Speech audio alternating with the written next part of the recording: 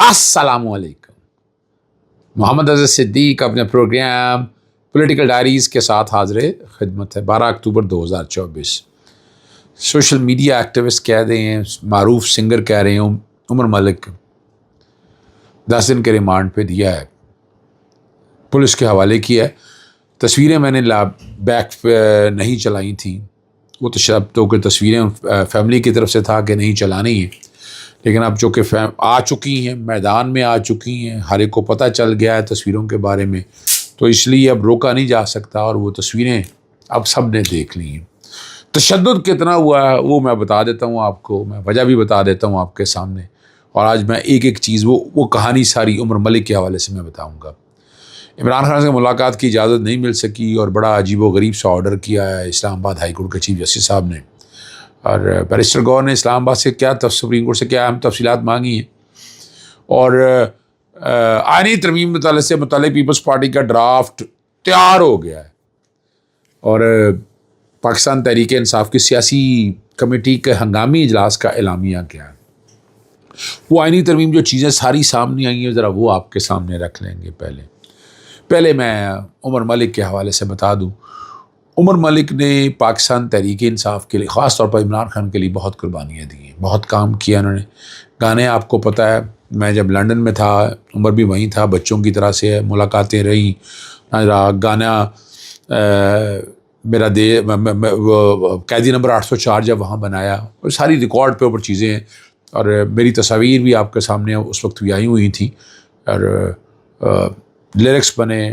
بڑے دوست احباب نے سارے معاملے کو دیکھا. یہ 8 مئی کو آ گیا تھا. کوشش کروں گا بیک گراؤنڈ پہ پاسپورٹ میں ثبوت چلا دوں کہ 8 مئی کو. اور یہ جو جتنا تشدد کیا ہے اس پہ, یہ پولیس سے پہلے, اب کون لوگ تھے یہ پولیس پہ حوالگی سے پہلے, اور یہ ایف آئی اے کے لوگوں نے کیا, کیونکہ ایف آئی اے کے لوگ اٹھا کر لے کر گئے تھے. وہ ویڈیو بھی بیک گراؤنڈ پہ چلا دیتے ہوں جب اٹھا کر لے کر گئے.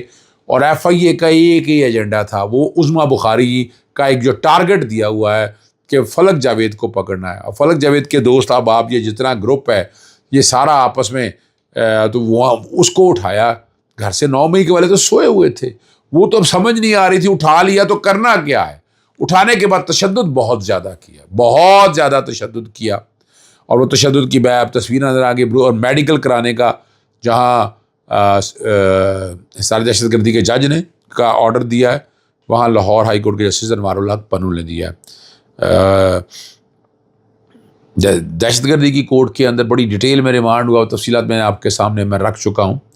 اور اس پہ ایک ہی ایجنڈا تھا ان کا کہ وہ جو ہے نا فلک جاوید کو کہیں کہ وہ پیش ہوں. ان کے والد صاحب نے جتنی تفصیلات رکھی ہیں آپ کے سامنے وہ ایک ایک بیان کر دی ہوئی ہیں. اور پھر عمران خان کے اگینسٹ کو پریس کانفرنس کر دے, اور یہ جو گانے لکھے ہیں ابھارنے کے لیے, کرنے کے لیے, تم باز آ جاؤ. اس حوالے سے سوال ہی پیدا نہیں ہوتا. عمر ملک پیچھے ہٹے گا اس سارے معاملے میں. 10 دن کا ریمانڈ ہے. میں نے فیملی سے کہا چیلنج کرنے کے لیے جو بھی انسٹرکشن آئے گی آپ کے سامنے میں رکھ دوں گا, لیکن یہ بڑا زبردست کیس ہے, اور یہ ریمانڈ غیر قانونی ہے. یہ ریمانڈ غیر قانونی ہے, یہ بتا دوں میں آپ کو, یہ قانونی نہیں ہے ریمانڈ. اور جب تک یہ چیزیں ساری سیٹل ڈاؤن ہوتی ہیں تو آپ کو سمجھ آ جائے گا کتنا ظلم اور زیادتی اور جبر ہو رہا. آگے چلتے ہیں آپ کو لے کر آئینی ترامیم کی طرف. یہ بیک گراؤنڈ پہ ایک چل رہا ہے, اس میں اگر آپ دیکھیں گے سپریم کورٹ کی پینڈنسی کے حوالے سے معاملات چل رہے ہیں. سپتمبر 30 2024 میں اس میں سی پی جو کہلاتی ہے نا, کانسٹیٹیوشن پٹیشن, باقی تعدادیں کرمنل ہیں, باقی ہیں 148 ہیں جو پینڈنگ ہے کانسٹیٹیوشن پٹیشنز. وہ ریکارڈ کے اوپر پتہ ہونی چاہیے آپ لوگوں کو. اور باقی جتنی تعدادیں اس کا ایک دیکھیں آئینی ترامیم میں بھی بیک گراؤنڈ پہ میں آپ کے ساتھ وہ بھی لے کے چلوں گا, لیکن یہ آپ کو سمجھنا چاہیے کہ what is the real issue. آئینی ترامیم کیا چاہتی ہیں؟ وہ چاہتے یہ ہیں کہ جو حکومت کے سسٹم کو چلانے کے لیے جو بدماشی ہوتی ہے, اب مثال کے طور پر مفت تعلیم نہیں مل رہی, تو یہ کانسٹیٹیوشن پٹیشن, ریٹ پٹیشن, صاف پانی نہیں مل رہا, تو یہ ہائی کورٹ میں آرٹیکل 199 کے تحت ہوتی ہے. تو جو کانسیپٹ دے رہے ہیں نا فیڈرل کانسٹیٹیوشن کوڈ کا، وہ لا رہے ہیں ہائی کورٹ کے اندر، ہائی کورٹ کے آگے اپیل ہوگی، فیڈرل کانسٹیٹیوشن کوڈ جو سپیریئر کہلائے گی اس کے سامنے، یعنی اب دو طرح سے، یعنی یہ بالکل آئینی طور پر جو ہے عدالتوں کو ختم کرنا چاہتے ہیں. ایسے آسان حل میں دے دیتا ہوں آپ کو. بھیا آپ جیسے انگلینڈ وغیرہ باقی ممالک میں کورٹ آف اپیل بنا لیں نا، ہائی کورٹ کے اوپر ایک کورٹ آف اپیل بٹھا دیں. وہ یہ کرنا ہے نا، آسان حل بتا دیتا ہوں. یعنی یہ کانسٹیٹیوشنل کورٹ ہی رہیں گی اور اس میں ہماری لڑائی بڑی واضح طور پر رہے گی. یعنی آپ ایسے نہیں کر سکتے ہیں. آپ چاہتے ہیں نا، آپ اگر آپ کا مائنڈ ہے کہ آپ چاہتے ہیں پیرالل سسٹم چاہتے ہیں تو کورٹ آف اپیل دے دیں.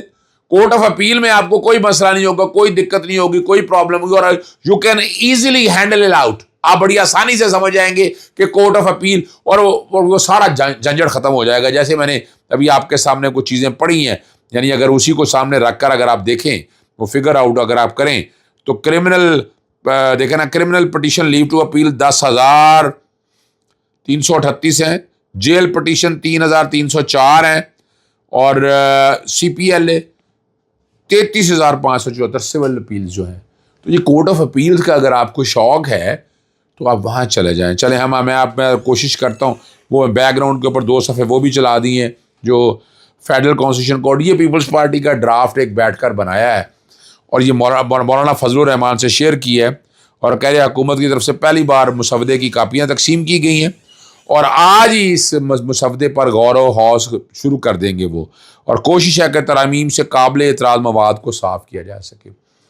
3 جو ہیں نون لیگ کے جو لوگ ہیں وہ ملک سے باہر سے آ نہیں رہے. خبر ہے پاکستان تحریک انصاف کے لوگوں میں پریشر چل رہا ہے کہ کسی طرح سے ان کو ان چیزوں کی طرف لایا جائے اور سختی کی جائے. کیا کی جائے؟ سختی کی جائے. چلیں آپ کو بڑی سمپل سی بات بتا دیتے ہیں، اور اب یہاں تک جو تفصیلات لینی تھی نا، چیئرمین پاکستان تحریک انصاف بیرسٹر گوہر نے سپریم کورٹ سے ستمبر تک التوا مقدمہ کی تفصیلات مانگ لی، جو 15 ستمبر تک پارلیمان کی خصوصی کمیٹی 15 پہ رکھی جائیں گی. سپریم کورٹ میں 65,204 مقدمات جو ہے میں نے بھی آپشن پڑھے ہیں، 148 آئینی تشریح کے کیسز ہیں، 48 از خود نوٹس ہیں، 28 از خود نوٹس ہیں، جو کل 176 بنا رہے ہیں جن کے لیے آئینی تشکیل دی جا رہی ہے.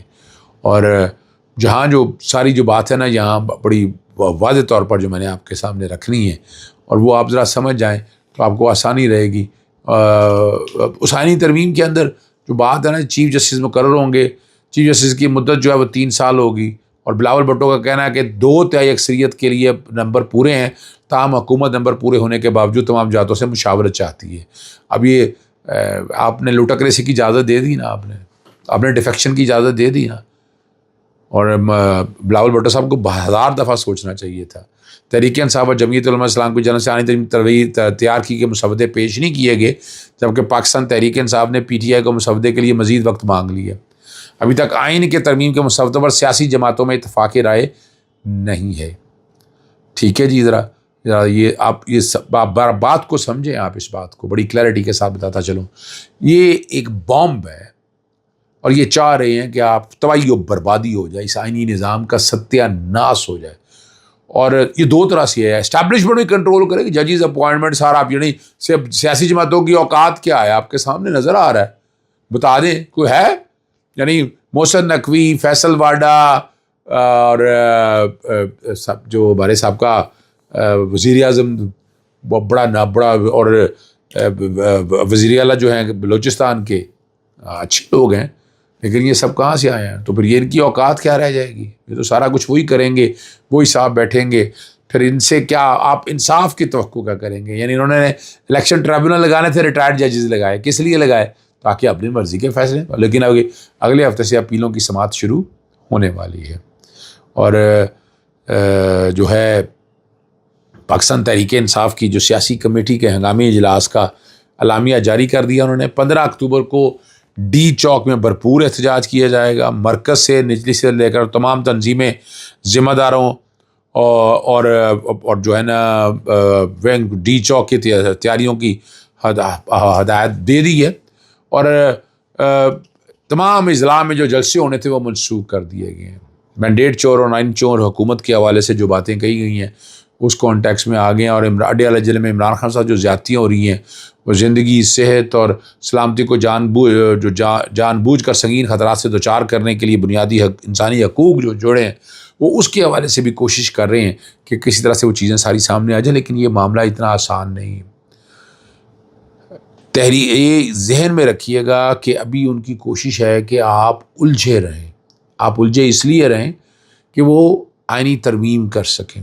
عمران خان صاحب کو جو اجازت ملی ہے اس پہ آپ لوگوں نے میرا اوپینین مانگا، وہ نورین نیازی نے کوئی اجازت نہیں مل سکی، فوری سزا مسترد کر دی، اور انہوں نے کہا جی پابندی لگی ہوئی ہے۔ اچھا کم از کم عدالت کو دیکھنا تو چاہیے پابندی کس چیز کی ہے، یعنی right to life and liberty صرف وہ ایک تھریٹ لیٹ کے حوالے سے، اور وہ اور اکثر ہم اس پہ جعلی دیکھتے ہیں، آج تک کتنے گئے جو جعلی، یعنی اگر تھریٹ لیٹ پڑا چلتا ہے پکڑ لیا کس بندے کو، یعنی یہ تو پوچھے نا۔ اور جیل مینول کے مطابق انہوں نے بڑا احسان کیا ہے کہ جیسے عامر فاروق صاحب نے جیل مینول کے مطابق وہ، حالانکہ یہ بالکل غلط ہے۔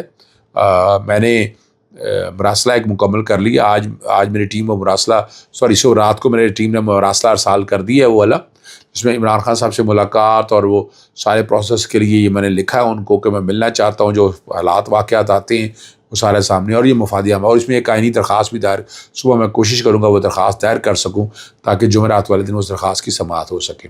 اب وہ فیصلے کے اندر جو باتیں ہیں، وہ میڈیکل رپورٹ انہوں نے کہا جی تمام قیدیوں کے برابر ہے، اور بڑی وضاحت کے ساتھ طے شدہ اصول ایک نظر میں سارے برابر ہیں، اور ایک قیدی کے لیے ملاقات کا راستہ بتاتا ہے، دیگر قیدیوں کے ساتھ تفریق ہوگی۔